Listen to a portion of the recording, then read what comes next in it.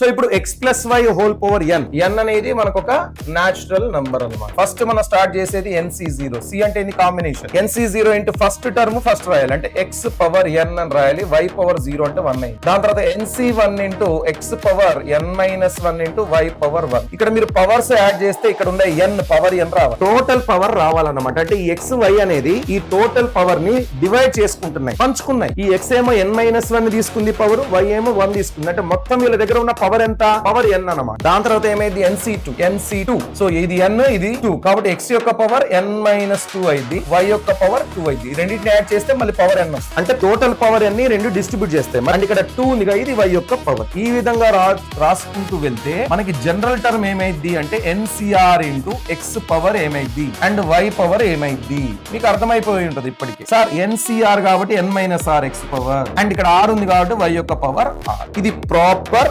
Binomial expansion.